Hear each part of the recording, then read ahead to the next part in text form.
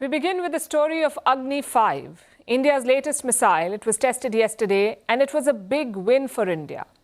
But now it turns out that China may have been snooping on India when the test was on. The mission was called Divyastra, meaning a divine weapon. Guess who was around to witness it?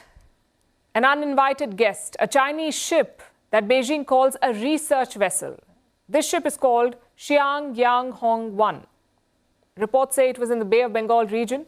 It entered these waters just before India's missile test. The ship was spotted less than 260 nautical miles off the coast of Visakhapatnam. India conducted its tests here on the APJ Abdul Kalam Island off the Odisha coast.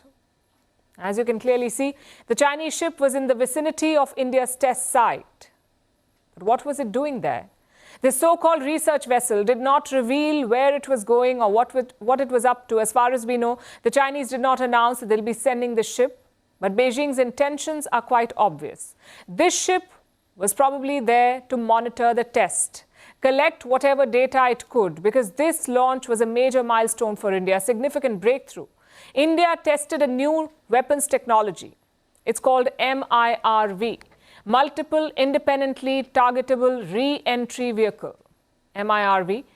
Now, this is basically a missile equipped with multiple warheads. It can hit a range of targets in a single strike, and there is a good reason for China to be watching this closely to seek more information about India's launch, because this missile will serve as nuclear deterrence against countries like China and Pakistan. China already has this weapons technology, so does Russia, the United States, France, and the United Kingdom. Yesterday, India joined this elite club. And like any military expert will tell you, it pays to know the strengths and weaknesses of your rivals. So China may label it as research, but what it's doing is classic espionage. And it's being quite invasive and brazen about it. We keep telling you about these Chinese research ships. They're becoming quite a nuisance. They keep showing up in India's neighborhood. In October last year, a Chinese ship docked in Colombo, the capital of Sri Lanka. Last month, China sent a ship to the Maldives, their new BFF in the region. And now it's turned up in the Bay of Bengal. The equipment on these research ships is designed for dual use, meaning it has both civilian and military applications. And that is why this is a cause of concern. And this is not happening, like I said, for the first time.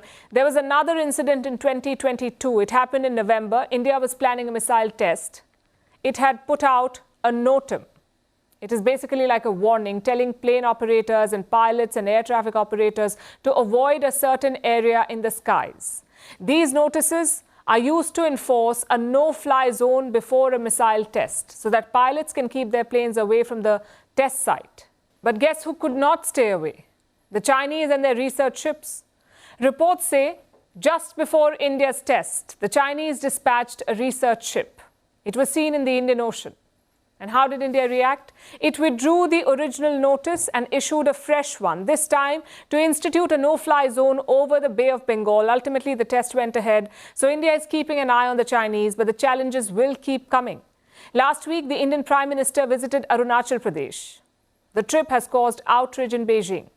The area of Zangnan is Chinese territory.